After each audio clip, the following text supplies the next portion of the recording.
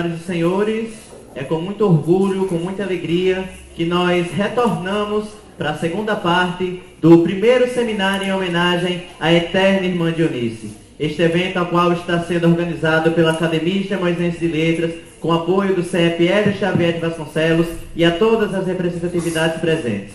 Gostaria de, como palestrante, também saudar as autoridades do Poder Executivo presente dentro da cidade de Extremóis, como a excelentíssima senhora prefeita Jussara Salles e a todos os representantes que estão presentes aqui na hora de agora.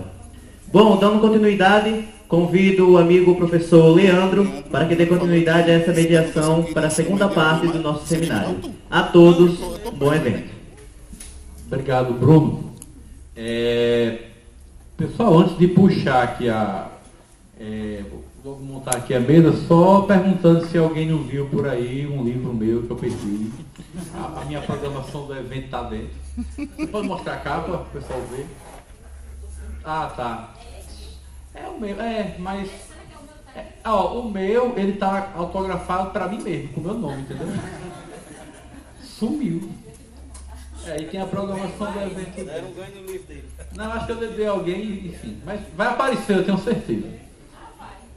Enquanto isso, eu gostaria de convidar para formar a nossa segunda mesa. Essa mesa redonda, ela é de historiografia. A gente agora vai sair um pouquinho da parte biográfica da nossa homenageada, já entrando mais para parte da obra mesmo, né? Do livro, essa parte mais histórica propriamente dita.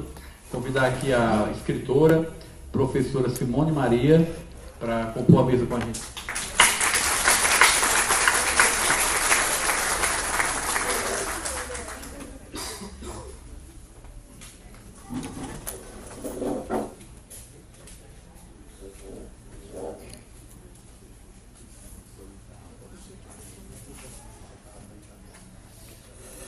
Convidar também para compor essa mesa o escritor e o historiador Juarez Viana.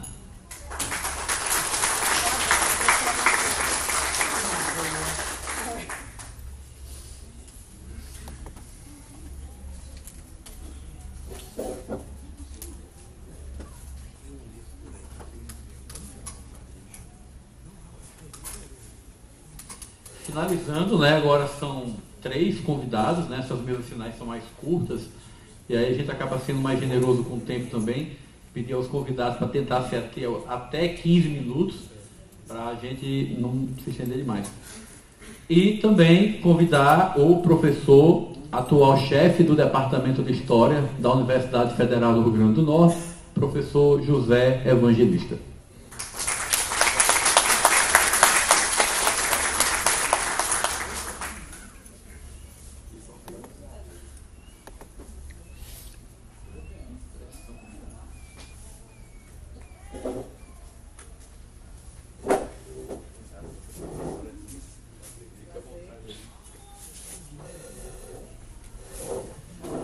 Muito bem, então, dando seguimento aqui da forma mais objetiva possível, vou passar a palavra imediatamente para a autora do livro Lendas de Extremóis.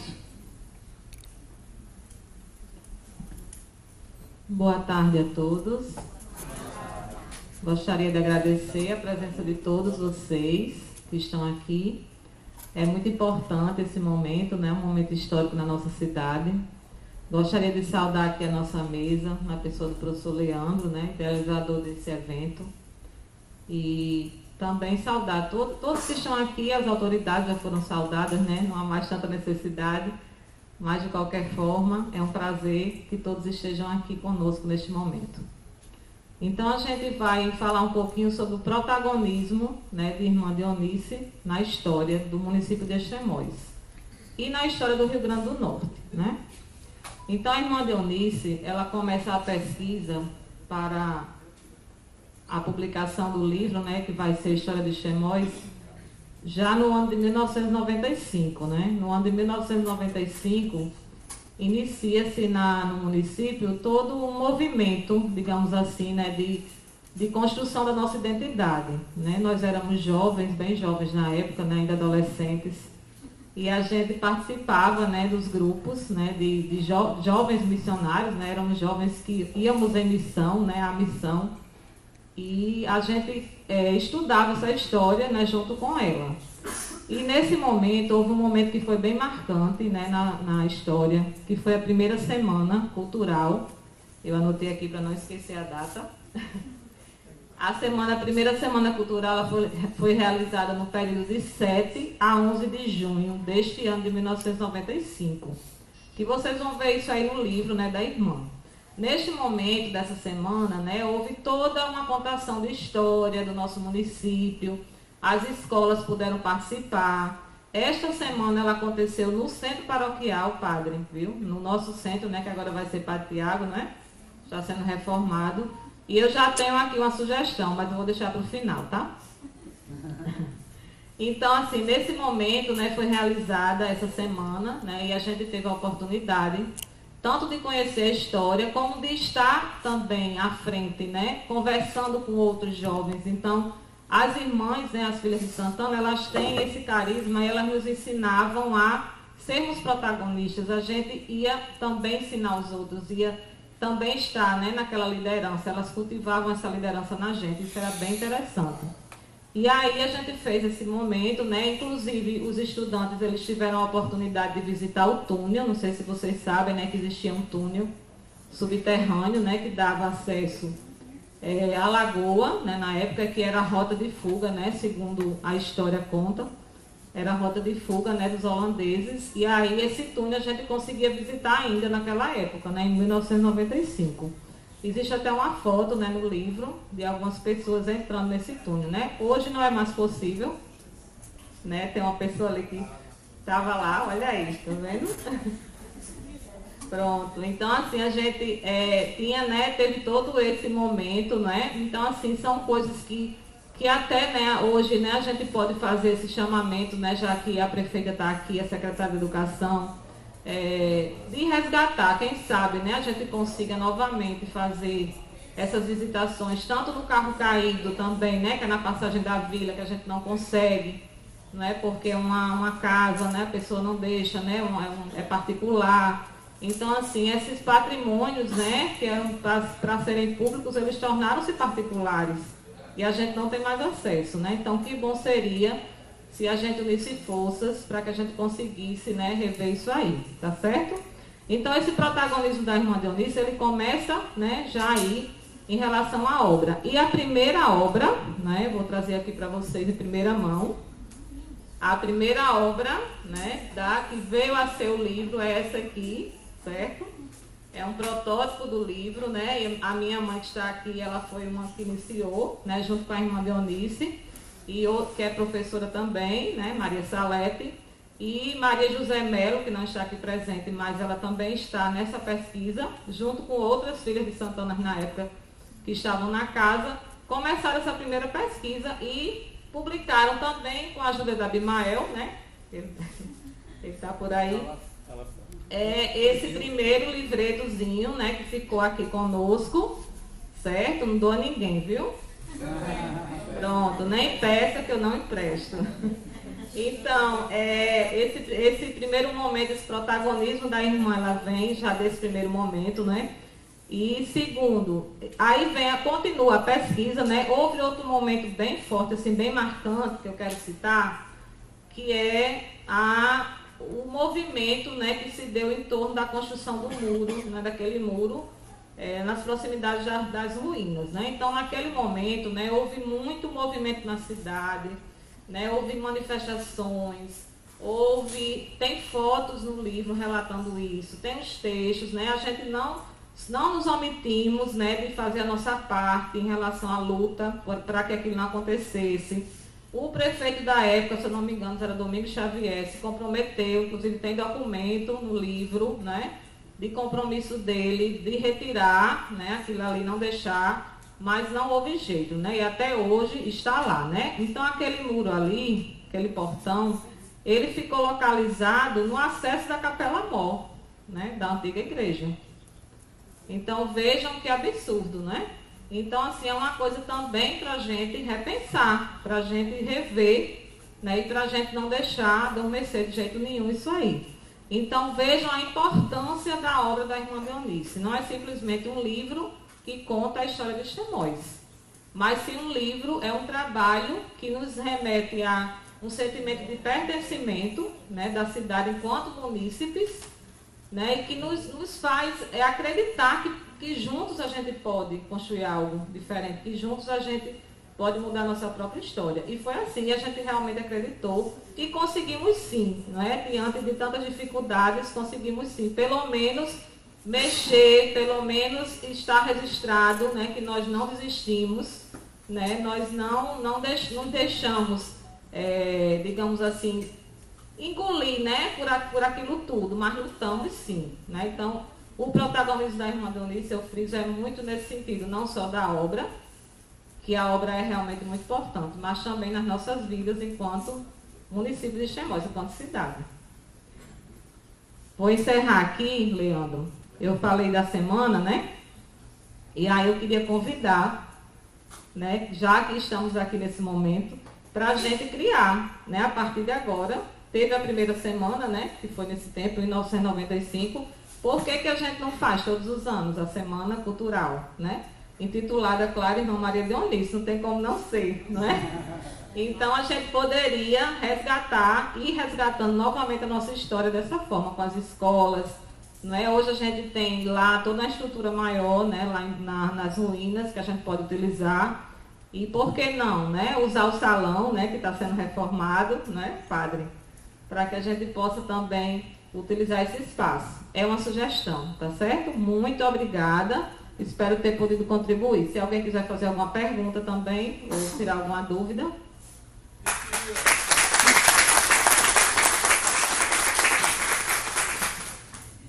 Irmão, deixa eu só fazer um esclarecimento para depois não ficar parecendo que foi um pouco dos gestores quando não tomou nenhuma providência com relação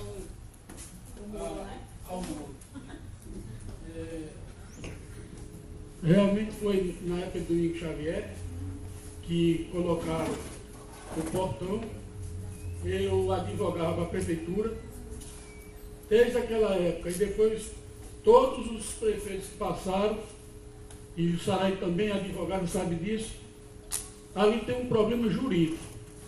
Primeiro, aquilo se discute até hoje se é do jesuíta a área, se é da Igreja Católica. E também tem outra coisa. Depois de muito tempo, o governo do estado tombou. O município, em momento nenhum, ele pode fazer qualquer ação nesse sentido de retirada, porque aí todos nós sabemos que é advogado, a prefeita está ali, Jordão, você não tem legitimidade para chegar e pedir para que isso seja feito. Ou é o Estado, ou é a igreja, que pode entrar com algum tipo de ação. Então, estou só corrigindo para que a gente não cometa aqui uma injustiça com esse prefeito Domingos Xavier, e nem comigo, nem com nenhum outro prefeito que passou, e nem a prefeita que está aí. Porque a gente não faz o que não pode fazer. Acha que é errado, é erradíssimo. Mas o município não tem legitimidade para entrar com ação, não. Obrigado.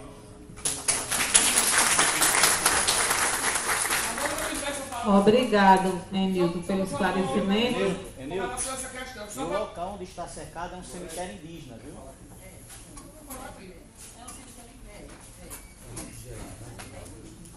Vou falar aqui mesmo, veja bem. Em contato com o professor da UERN, né, o professor Valdeci, nós entramos com um documento no IFAM como um tombando como patrimônio, como um sítio arqueológico, toda a área que pega o terreno da Fundação de Cultura Extremoz Aldeia de Guajiru, que é da Fundase, antiga FEBEM, pegando dali daquela granja, só não pegou do outro que roubou a outra parte, né, que é o dono lá da outra granja, que dá para o caminho do Rio dos Homens, que aí no dia que tiver realmente um prefeito, uma prefeita com coragem, vamos lá desapropriar, porque aquilo ali era da cidade, o Rio dos Homens e o Rio das Mulheres, não era um rio, era lagoa. Só que tinha uma vegetação que separava a parte que as mulheres lavavam roupa, como elas ficavam transparentes, as blusas molhadas, então botaram aqui assim, foi lá onde a gente escondeu, eu e seu Pedro, a primeira canoa que hoje se encontra lá no Museu Câmara Cascudo. A canoa, né, que está lá, que foi Pedro, seu Pedro Paizinho, que não é lembrado nas histórias, mas eu sei, está lá. E Em seguida, até o terreno que hoje é da União, que é o terreno da Casa do Buda, da bomba, e aonde tem a bomba, onde enchia aquela tubulação todinha que sobe da Lagoa do Balneário até a caixa d'água antiga, que tem uma solicitação, e tem também lá na CBTU, um abaixo-assinado e uma solicitação nossa, para transformar embaixo da caixa d'água, pelo menos num museu básico da história da nossa cidade. Porque ali fica totalmente... Isso tudo ali é patrimônio da União. Quando me perguntaram, agora é que como é que eu estou, professor, não tem porque a prefeitura não tem confiança. Vai transformar aquilo em outra coisa que não tem nada a ver. E não constrói as coisas com transparência nem para a cidade. A verdade é essa. Mas não estou dizendo isso com você não. Nem com o Domingos, nem com o prefeito nenhum. É porque eu não sinto... Eu particularmente preciso agora, né, com o advento do Ministério Público, de um olhar voltado para a questão da cidade, e a questão mais legal, é importante que se faça. E que as gestões sejam transparentes, que as coisas aconteçam discutindo num seminário, aqui numa escola como essa, ou em qualquer outro lugar. Porque nós temos voz, nós sabemos da história, nós somos os donos verdadeiros dessa cidade. Né? Não é que nós somos uma gestão, não é? A verdade é essa. Então a gente precisa se apropriar. E outra coisa, aquele espaço lá é só desapropriar. E se for construído, aí como da outra vez, não tem mais tempo, porque não vai dar certo, que você não vai ganhar. Vamos ver? Há um cavalo que corre, outro que passa.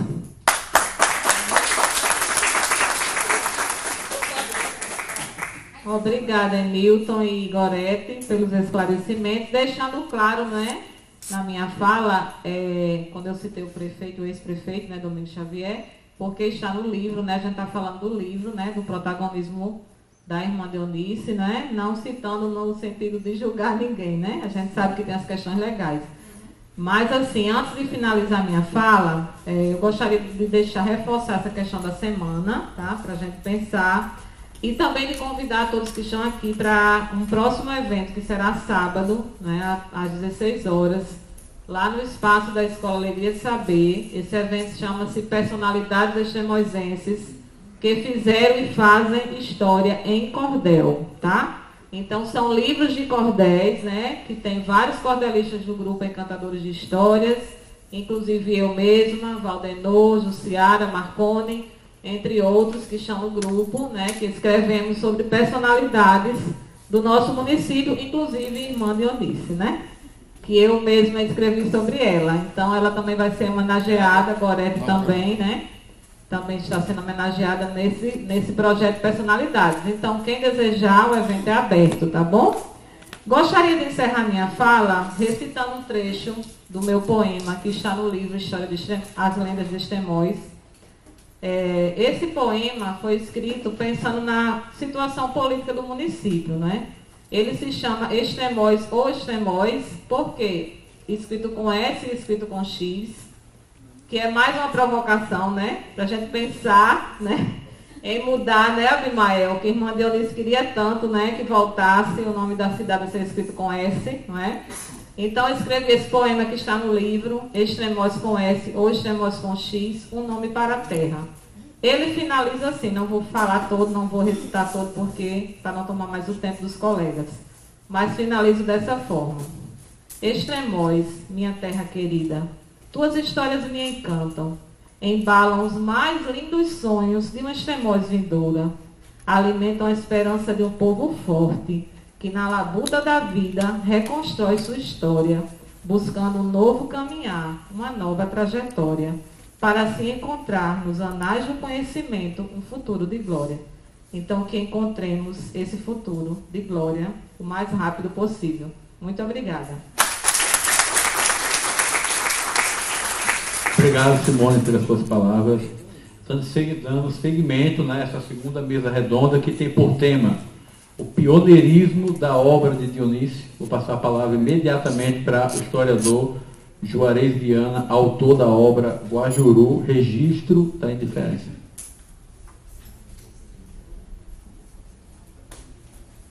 Boa tarde a todos.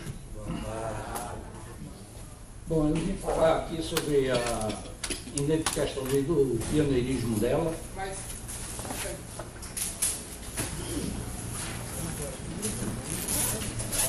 Falar sobre o pioneirismo dela e a questão da identidade. Bom, Maria Dionísia aqui para a cidade, tudo que vocês falaram aqui, disseram o que ela era para a cidade. O que ela representou e o que ela representa e o que ela representará para a cidade. Entendeu? Não vai ser a obra, não vai ser esse seminário, mas vai ser o conjunto da obra que vai deixar essa mulher marcada para a história dessa cidade. Bom, nós, como eu fui um autor de um livro que tive que buscar nela o que falar, o que dizer, e esse livro eu tratei da igreja e da ocupação portuguesa aqui e a extinção do povo indígena. Para isso eu tive que buscar por vários autores, entendeu? Escritores antigos, como Câmara Cascudo, a própria da Maria de Dionísia, principalmente ela, porque ela foi a pioneira. Ela foi que primeiro escreveu a história de Extremoz. Então, não poderia de ver o livro A História de Extremoz, escrito por ela. Também tenho que salientar que, para estudar Extremoz, a história de Extremoz, também temos que passar por Ceará Mirim, Boca do Mato, antiga Boca do Mato. Temos que chegar e ver Júlio Gomes Sena. Entendeu? Mas a história é uma ciência humana.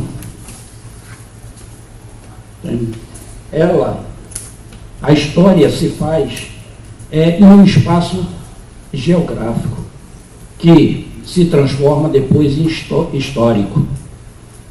Entendeu? Que a ação humana, ela transforma, ela marca. E a Maria Dionísia foi isso. Ela passou, transformou e deixou aqui o legado que hoje estamos cultuando.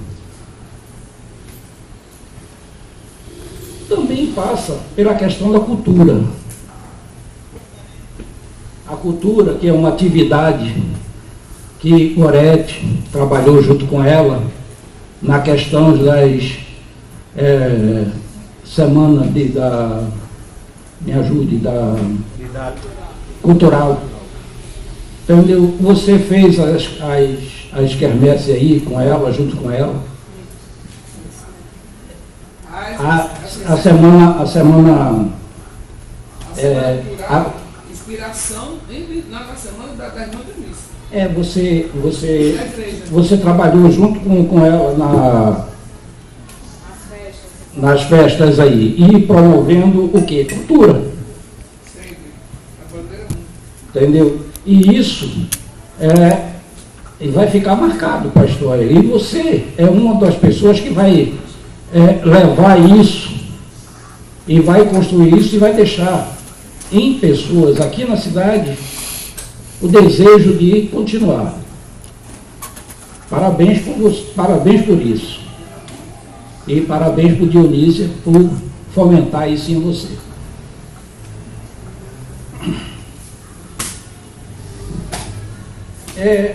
Tem que também falar da questão da uniformidade de pensamentos, da cultura, de uma maneira geral.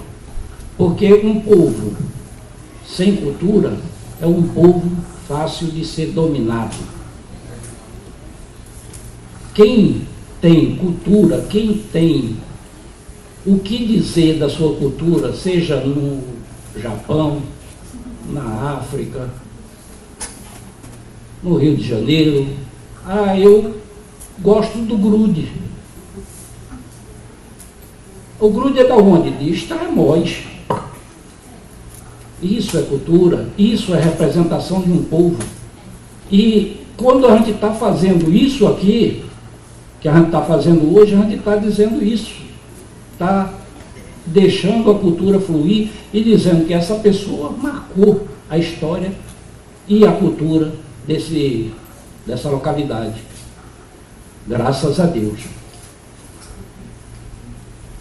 Outra coisa, que essa mulher também foi, que eu chamo um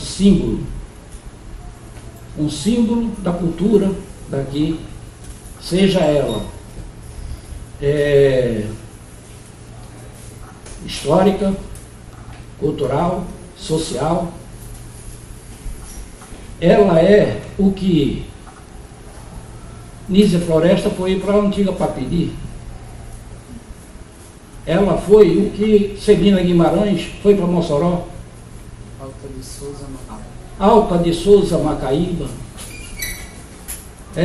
Alzira Soriano, Lages. Então, toda a reverência para essa mulher como legado temos que fazer.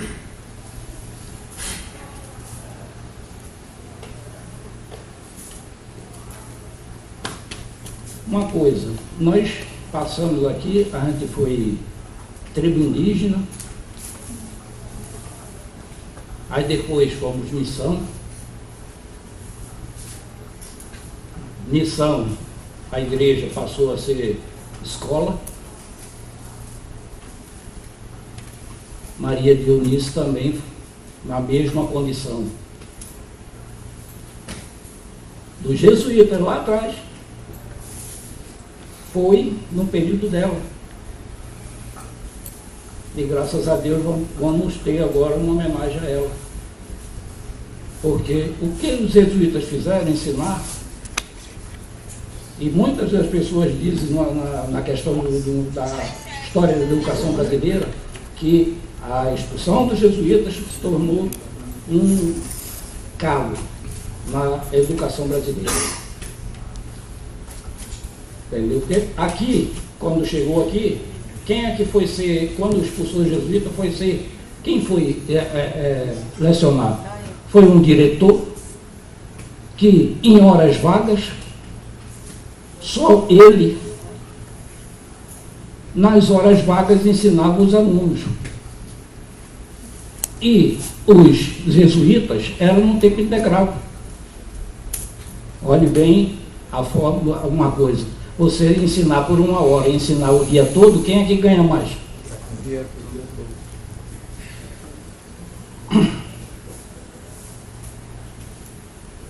Bom, eu já falei a questão da evolução na história, mas vamos falar também do conflito que teve aqui. Para quê? Para que os índios foram os principais pessoas que sofreram. Porque é de um cliente meu. Mas já está chegando muita remessa. Com a chegada dos portugueses, inclusive, o tanque agora a gente vai tirar 1 tonelada que um cara pediu. Com a igreja, a morte dos pajés, a aculturação acontecendo, língua portuguesa em vez da Índia. Então, a gente vem sendo aculturado desde da nossa formação. Aí onde está a importância da cultura, por não deixarmos isso acontecer. A gente dizer, isso aqui é meu, o grude é meu, a Maria Dionísio é nossa.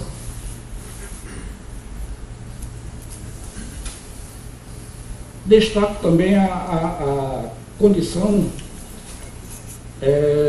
social dela.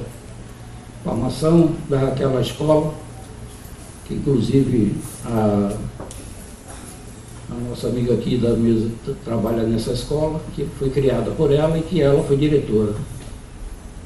E agora vai surgir uma outra com o nome dela. Isso é uma honraria muito grande. Valeu a lágrima do irmão dela.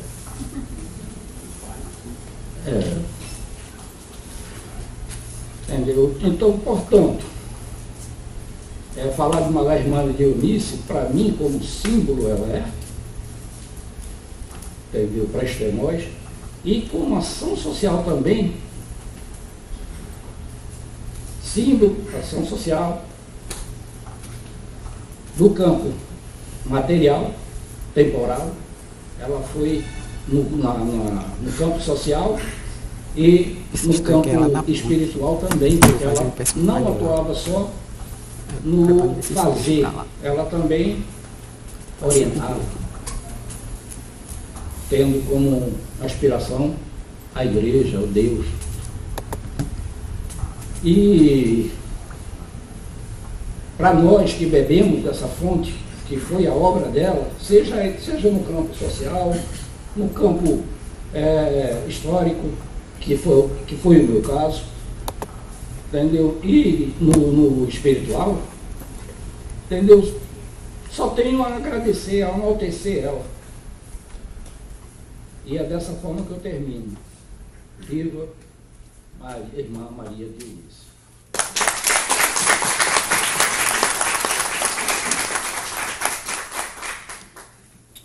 Obrigado, Juarez. Passar a palavra aqui para o professor José Evangelista da UFRN. Foi meu professor, certo? Eu perreei um pouquinho com a senhora de Extremóis, mas deu certo, né?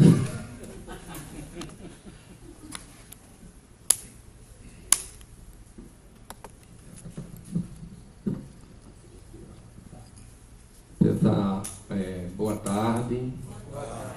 Quero agradecer aqui a presença de todos e de todas e a organização do evento, né, que me convidou para fazer aqui uma fala acerca da obra escrita pela irmã Dionísio. O Leandro, eu consigo enxergar esse poder da irmã Dionísio exatamente pela empolgação que ela provoca nas pessoas, tá entendendo? Porque me parece que o Leandro é um forasteiro aqui de Extremóis e chegou rapidamente de uma empolgação aqui assim, impressionante. Enquanto eu dizia não, ele insistia, ele me pediu para fazer uma gravação, eu disse que não ia fazer a gravação, ele me pediu uma audiência. E na hora da audiência ele colocou o tripé na mesa e fez a gravação, tá entendendo? Então, é de uma capacidade assim, de convencimento muito grande. Não sei se...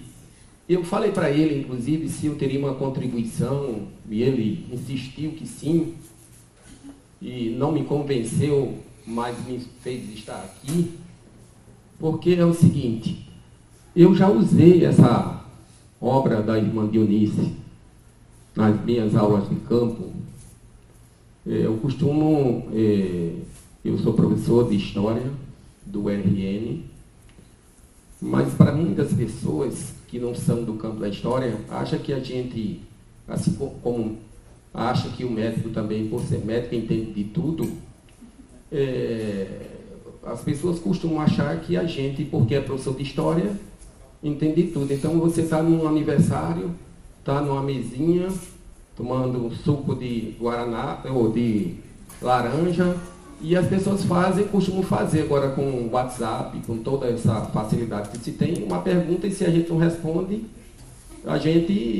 por que você é professor da universidade? Então, tá entendendo? Então veja só, gente, a história de onde eu falo é uma história inconveniente muitas vezes, tá certo?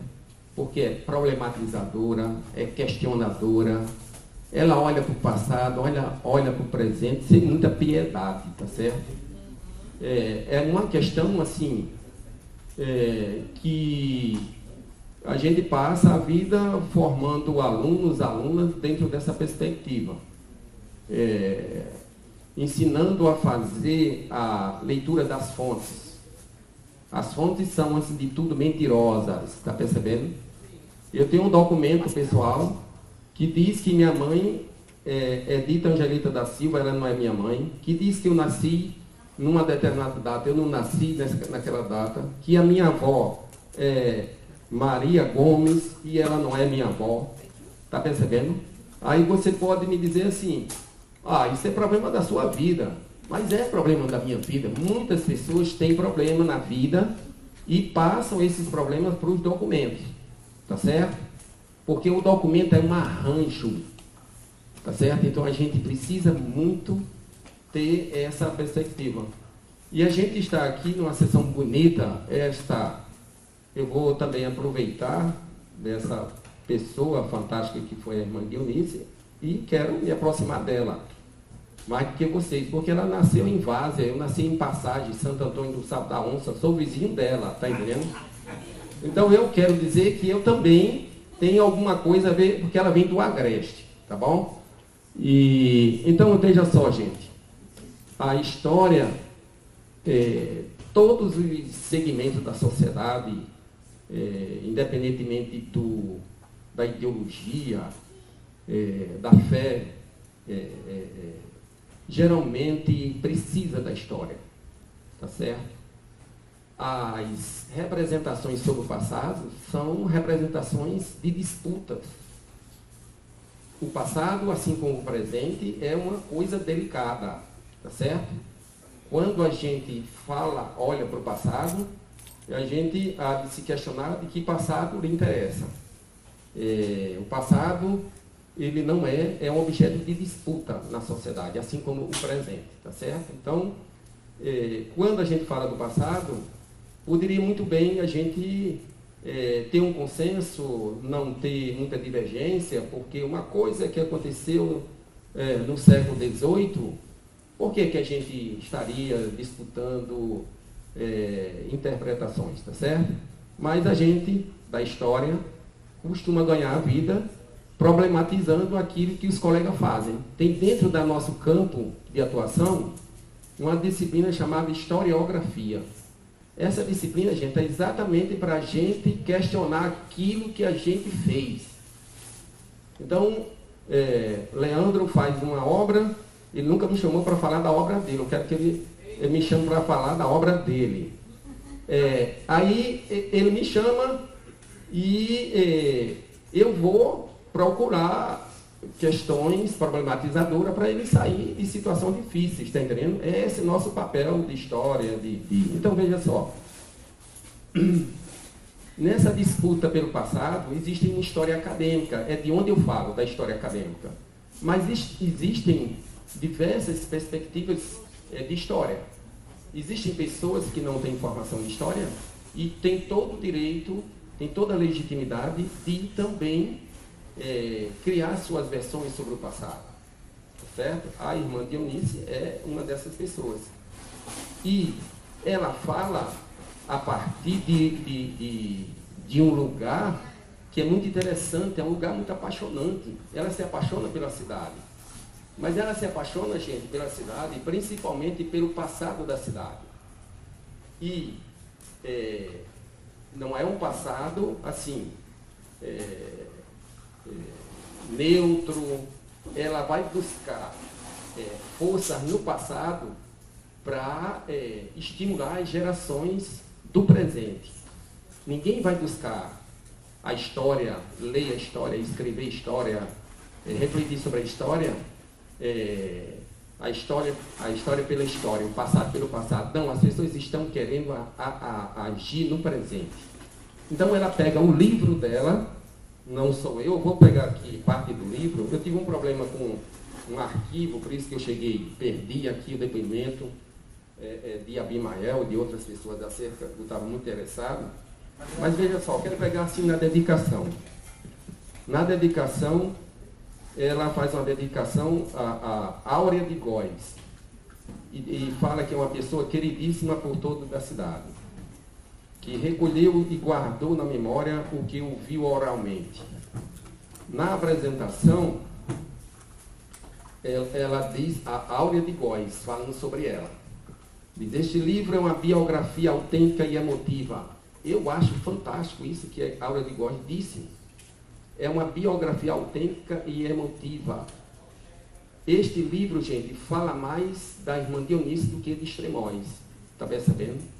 É o olhar dela sobre a cidade. É o olhar dela sobre as ruínas. é o olhar da irmã Dionice sobre a atuação dos jesuítas, tá certo? Então ela traz muita emoção, muita paixão para aquilo, para a escrita dela. E disse, como filha desta terra, agradeço aquelas que, com dedicação e carinho, organizaram este documentário. Aí fala de carinho, fala de saudade. Então, é uma coisa que está sempre presente no livro dela. E isso nos retira de um caminho dessa história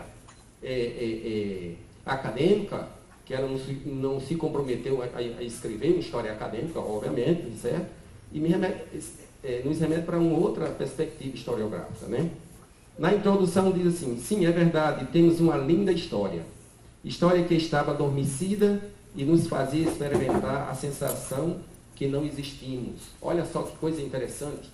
Quando ela olha para as ruínas e o futuro da cidade está naquilo que é antigo e não no que é moderno. Eu não vejo Extremóis moderna aqui no livro dela.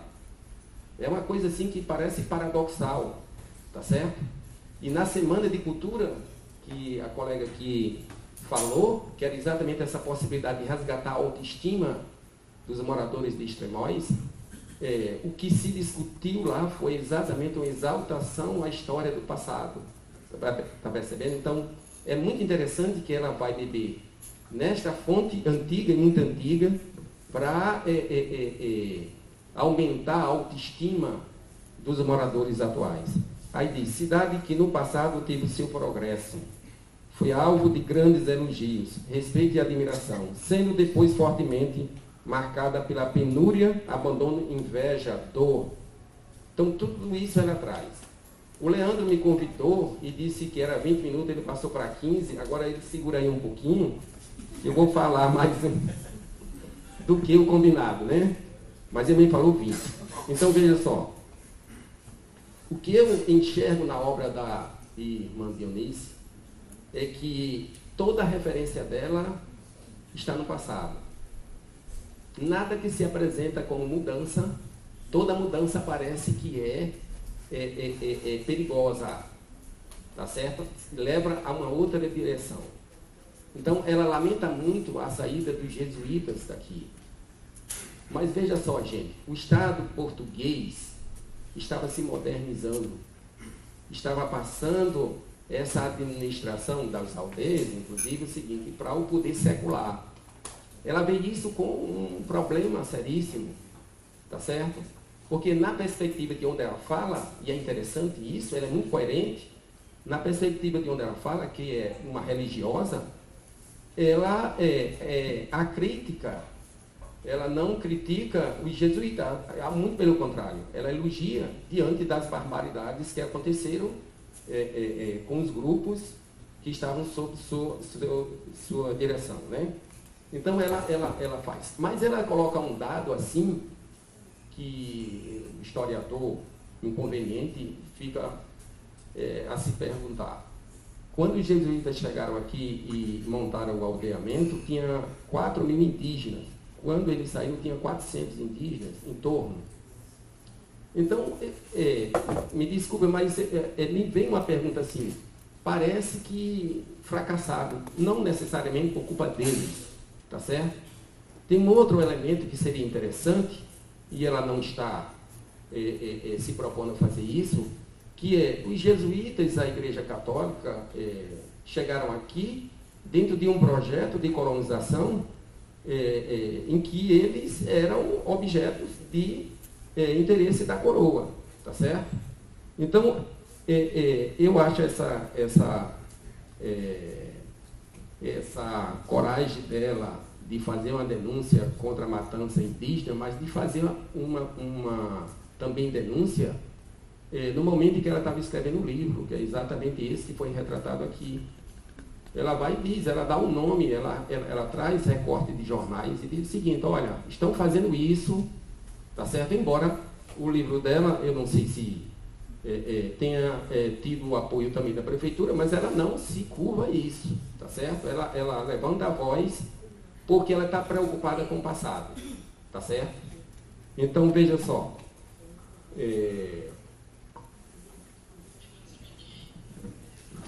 Então, ela nessa perspectiva, ela vai mostrar, enaltecer bastante a figura dos jesuítas, embora toda passagem dele aqui sugere lendas de grandes tesouros, né, assim? A cidade, a igreja foi profanada, a igreja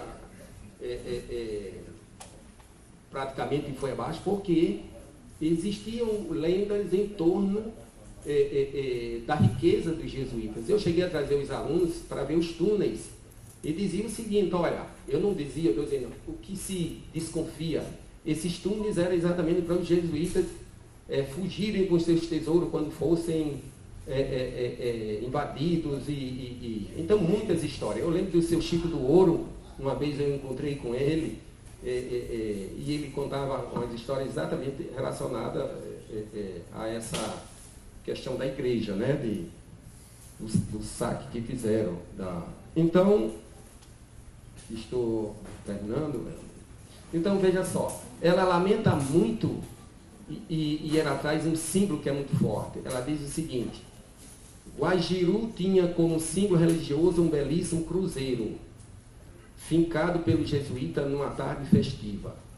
Extremóis, já não é Guajiru, ela é adepta exatamente desse nome, né, do Guajiru, e não necessariamente do Extremóis.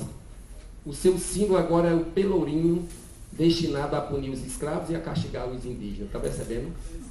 Então, ela traz essa questão, ela percebe claramente que o poder está se deslocando, tá certo, para passa a ser um poder secular. E ela lamenta, tá certo, enquanto em alguns lugares era um orgulho se passar de aldeia para vila, ela lamenta isso, ela acha que é um atraso, tá certo? E a transferência, então, da sede da vila de Extremóis para Será-Mirim. A história de Extremóis é muito parecida com a história de Vila Flor. Quando deslocaram o poder de Vila Flor para Saco do Uruá, que se transformou em Congaretama. É impressionante como as datas, inclusive, coincidem, tá certo? Ela lamenta a transferência, aí diz: a transferência da sede para Será-Mirim adormecera a terra e as pessoas também. Extremóis voltou a ser povoação sonhadora, lírica, poetizada pelas lendas da lagoa. E quando ela vai falar desse passado, ela traz o símbolo da igreja, a fotografia da igreja, a fachada da igreja é muito presente. E é impressionante como, ao comparar a nova igreja e a velha igreja, a nova igreja não é nada mais, nada menos do que a porta de entrada da igreja era a janela da antiga igreja. Você está percebendo como é interessante essa analogia que ela faz? Mas não é só comparando as duas igrejas, são as duas, os dois momentos, tá certo? Então, impressionante como o passado é progressista, no sentido de levar para adiante. E aquilo que parece moderno é menor, é tacanho, tá certo? Eu acho essa questão aqui de uma abordagem assim, bastante interessante. Bom,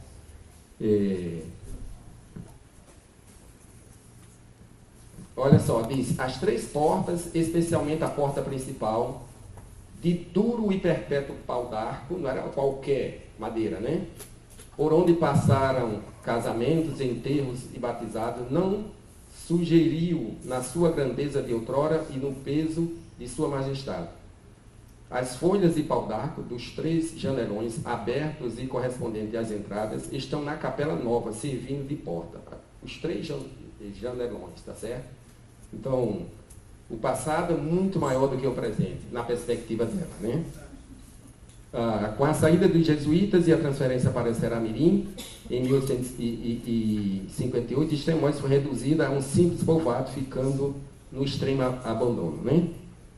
Bom, aí ela vai trazer as lendas. O que eu quero dizer para vocês é que toda história é uma escolha e fala muito do olhar da pessoa. Por isso que eu acho que o olhar é a perspectiva dela.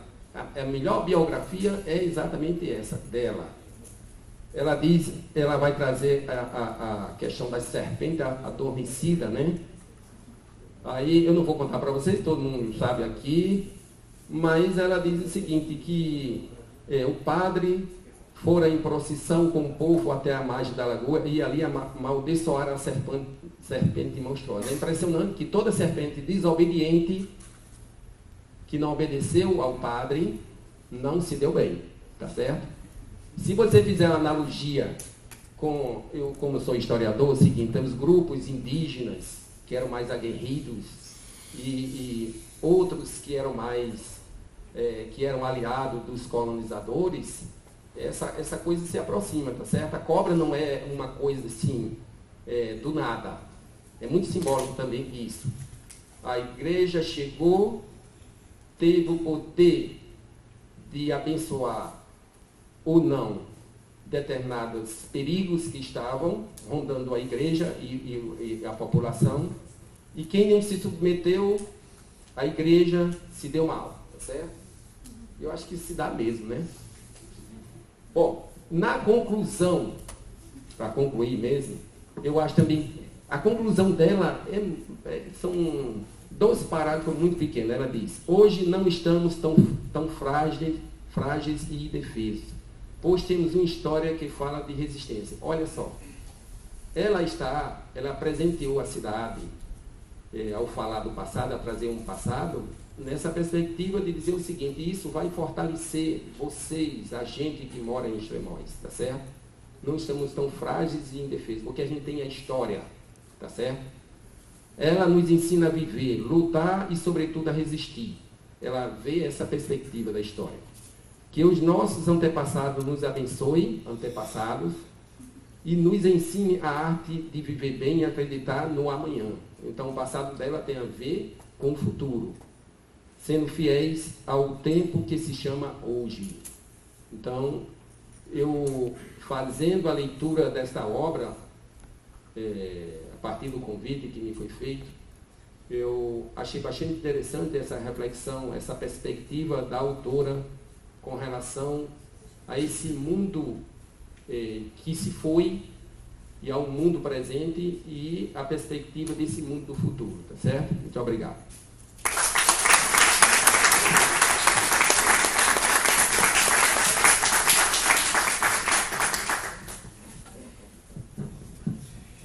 Obrigado, professor Evangelista, pelas suas considerações.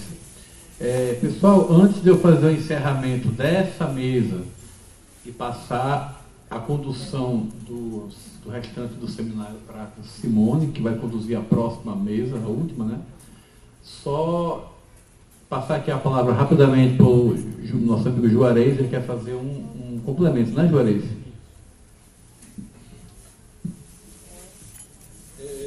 Sobre história de Extremóis, eu presenteei meu livro a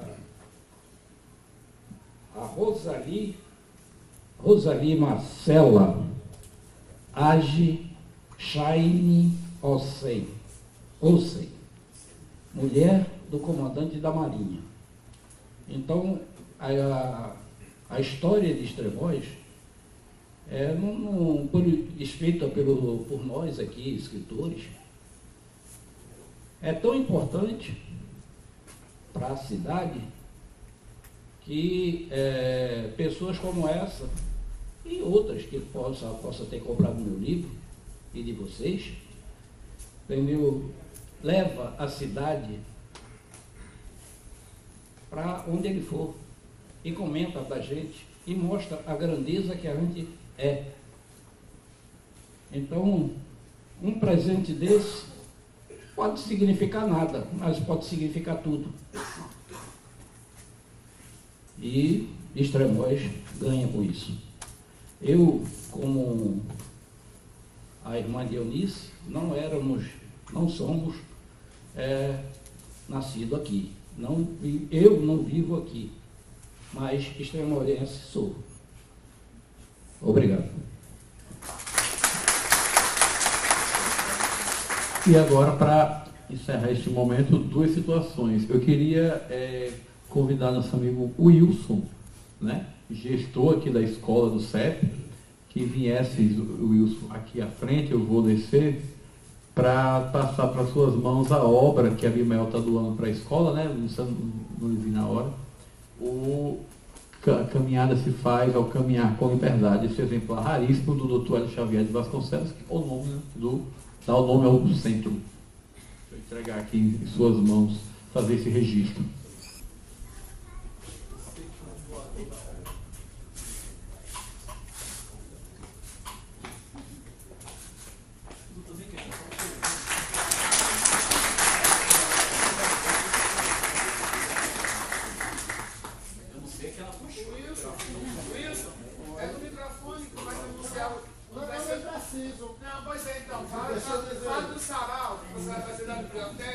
Minha gente, eu só quero agradecer mais uma vez. Na verdade, este aqui é o nosso segundo exemplar, porque o nosso companheiro Mangabeira, né, da Academia Macaibense, ele também fez uma doação de um livro contando a história de Hélio Xavier de Vasconcelos. E, na verdade, a gente só tem a agradecer, não importa a quantidade de doações que vocês queiram fazer. A gente sempre vai receber e é sempre bem-vindo.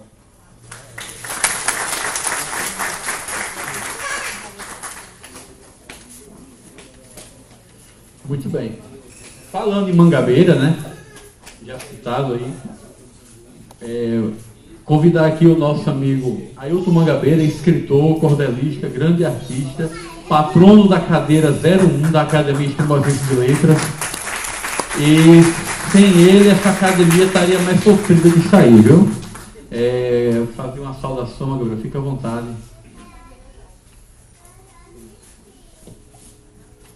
Pessoal, boa tarde.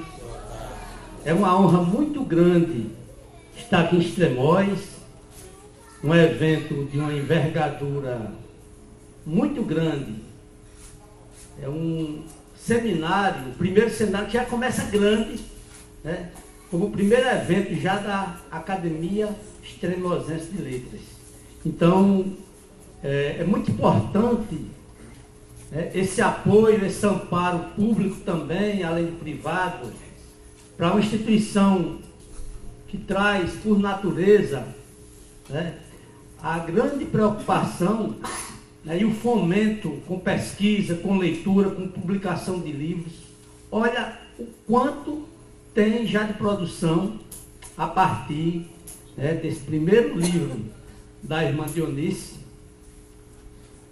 Nós temos aqui Extremóis. Então, lá fora já tem uma amostra, né, de o que é e o que faz uma instituição como a academia, né, tão bem chegada num momento precioso, né, pós-pandêmico, né, e sou de Macaíba, sou da Academia Macaibense de Letras, que inclusive o patrono da cadeira que eu ocupo é Hélio Xavier de Vasconcelos. Hélio Xavier de Vasconcelos é um grande referencial da minha vida como escritor, porque ele é lá da minha terra, de Mangabeira. Ele publicou em 1996 o primeiro livro dele, junto com o Waldson Pinheiro, Como Fazer Boa Política, e depois ele lança solo, Caminhada se faz ao caminhar com liberdade. Então nós temos uma responsabilidade, mas de certa forma, Lula Boys, muito prazerosa, né, de contribuir, de participar com vocês.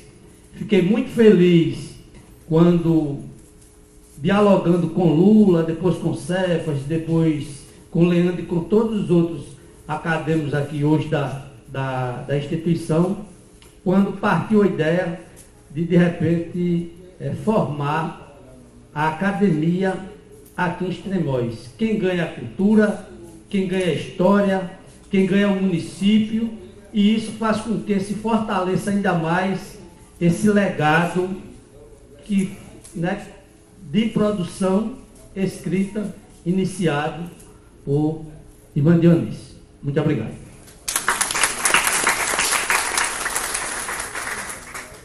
Nesse exato momento eu vou passar a condução dos trabalhos para a professora Simone, que vai formar a próxima mesa, e vamos em frente.